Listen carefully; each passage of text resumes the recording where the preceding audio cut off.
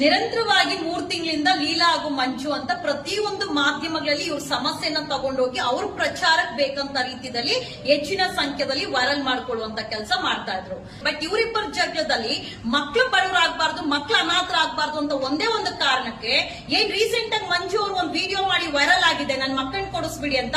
ಎಷ್ಟೋ ಸಂಘಟನೆಗಳಿದ್ದಾರೆ, ಹೋರಾಟಗಾರಗಳಿದ್ದಾರೆ, ಪೊಲೀಸ್ ಅವರಿದ್ದಾರೆ.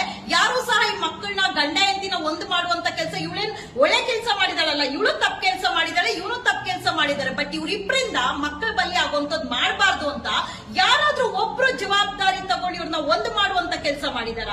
ಯಾರು ಮಾಡಿಲ್ಲ. ಸೊ ನಿನ್ನೆ ಯಾವಾಗ ಮಂಜು ವಿಡಿಯೋ ವೈರಲ್ ಆಗುತ್ತೆ, ನನ್ ಮಕ್ಕಳನ್ನ ಕೊಡಿಸ್ಬಿಡಿ ಅಂತ ಹೇಳಿ, ಮಕ್ಕಳು ಹುಟ್ಸೋಗ ಯೋಚನೆ ಮಾಡ್ಕೊಳ್ಬೇಕು ಪ್ರತಿಯೊಬ್ಬರು ಅಷ್ಟೇ. ಗಂಡ ಹೆಂಡತಿ ಯಾರೇ ಮದುವೆ ಆಗಿರ್ಲಿ, ಇತ್ತೀಚೆಗೆ ಅರೇಂಜ್ ಮ್ಯಾರೇಜ್ ಆಗ್ಲಿ, ಲವ್ ಮ್ಯಾರೇಜ್ ಆಗ್ಲಿ, ಯಾವುದೇ ಮ್ಯಾರೇಜ್ ಆಗ್ಲಿ 3 ತಿಂಗಳು 6 ತಿಂಗಳು ಪ್ರೆಗ್ನೆಂಟ್ ಎಲ್ಲ ಆಗ್ಬಿಡ್ತೀರಾ, ಆಮೇಲೆ ನಮ್ಗೆ ಅಂಡರ್ಸ್ಟ್ಯಾಂಡಿಂಗ್ ಇಲ್ಲ ಅಂತ ಬಿಟ್ಟು ಹೋಗ್ತೀರಾ, ಕೊನೆಗೆ ಮಕ್ಕಳು ಬೀದಿ ಪಾಲಾಗ್ಬೇಕಾ? ಎಲ್ಲರಿಗೂ ಎಚ್ಚರಿಕೆಯಿಂದ ಹೇಳ್ತೀನಿ, ನಿಮಗೆ ಮಕ್ಕಳನ್ನ ಸಾಕಕ್ ಯೋಗ್ಯತೆ ಇತ್ತಂದ್ರೆ, ನಿಮ್ಗೆ ಗಂಡ ಹೆಂಡತಿ ಬದುಕಕ್ ಯೋಗ್ಯತೆ ಇತ್ತಂದ್ರೆ ಮಾತ್ರ ಮದ್ವೆ ಆಗ್ಲಿ. ಇವತ್ತೇನು ಮಂಜು ಪ್ರತಿನಿತ್ಯ ವಿಡಿಯೋ ಮಾಡ್ಕೊಂಡಿದ್ರು, ನನಗೆ ಮಕ್ಕಳು ಬೇಕಂತ ಎಷ್ಟ್ ಜನ ಬಂದು ಮಕ್ಕಳನ್ನ ಒಂದ್ ಮಾಡುವಂತ ಕೆಲಸ ಎಲ್ಲ ತಂದೆ ತಾಯಿ ಹತ್ರ ಸೇರಿಸುವಂತ ಕೆಲಸ ಮಾಡಿದೀರಾ?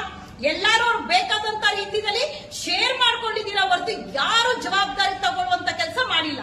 ಇವ್ರಿಬ್ಬರದ್ದು ಯಾವಾಗ ಸಮಸ್ಯೆ ಬಂದಿದ್ದ ದಿವಸನೇ ಯಾರಾದ್ರೂ ಒಬ್ರು ದೊಡ್ಡವರ ಚಿಕ್ಕವರ ಕೂತ್ಕೊಂಡು ಬಂದ್ರೆ ಸರಿಪಡಿಸೋಣ, ಇಲ್ಲ ತಪ್ಪು ಮಾಡಿದಿರ, ಯಾಕ ತಪ್ಪಾಯ್ತು, ನಿಮ್ಮಿಂದ ಮಕ್ಕಳ ಜೀವನ ಹಾಳಾಗಿ ಹೋಗ್ಬಾರ್ದು ಅಂತ ಯಾರಾದ್ರೂ ಒಬ್ರು ಜವಾಬ್ದಾರಿ ತಗೊಳ್ಳುವಂತ ಕೆಲಸ ಮಾಡಿದ್ರೆ ಇವತ್ತು ಇಲ್ಲಿವರೆಗೂ ಬಂದ್ ನಿಲ್ಲುವಂತ ಪರಿಸ್ಥಿತಿ ಇರ್ತಾ ಇರ್ಲಿಲ್ಲ.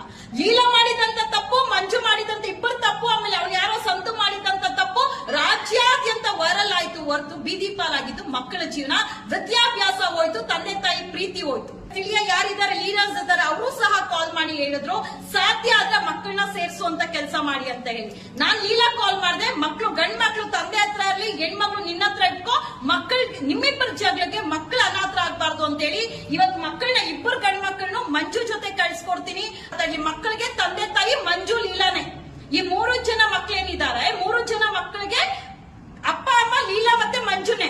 ಇವಳು ಮಾಡ್ಕೊಂಡಿರೋ ತಪ್ಪಿಗೆ, ಅವ್ರು ಮಾಡೋ ತಪ್ಪಿಗೆ ಮಕ್ಕಳು ಬಲಿ ಆಗ್ಬಾರ್ದು. ಪೊಲೀಸ್ ಸ್ಟೇಷನ್ ಯಾರಾದ್ರೂ ಗಂಡ ಹೆಂಡತಿ ಸಮಸ್ಯೆ ಅಂತ ಬಂತಂದ್ರೆ ಎಷ್ಟು ಕಾನೂನು ಇದೆ ಹೇಳಿ ನೋಡೋಣ. ಹೆಂಡತಿ ಇದ್ದು ಮತ್ತೊಂದು ಮದ್ವೆ ಆಗೋದು ಲೀಗಲಿ ಅಫೆನ್ಸ್, ಅದು ಅದಕ್ಕಂತ ಸೆಕ್ಷನ್ಸ್ ಇದೆ, ಯಾಕದನ್ನ ಯಾರು ಉಪಯೋಗಿಸ್ಕೊಳ್ಳೋದಿಲ್ಲ? ಇವತ್ತು ಪೊಲೀಸ್ ಠಾಣೆಯಲ್ಲಿ ಕರೆಕ್ಟ್ ಆಗಿ ಯಾವಾಗ ಅವ್ರು ಬಂದಿದ್ದಂತ ಸ್ಟೇಜ್ ಅಲ್ಲಿ, ಪ್ರೈಮರಿ ಸ್ಟೇಜ್ ಅಲ್ಲೇ ನೀವು ಆಕ್ಷನ್ ತಗೊಂಡಿದ್ರೆ ಬೀದಿಗೆ ಅಕ್ರಮ ಸಂಬಂಧದಿಂದ ಎಣಗಳು ಬೀಳ್ತಾ ಇರ್ಲಿಲ್ಲ, ಗಂಡ ಹೆಂಡತಿ ದೂರ ಆಗ್ತಾ ಇರ್ಲಿಲ್ಲ, ಫ್ಯಾಮಿಲಿ ಕೋರ್ಟ್ ಮುಂದೆ ಸಾವಿರಾರು ಜನ ನಿಲ್ತಾ ಇರ್ಲಿಲ್ಲ.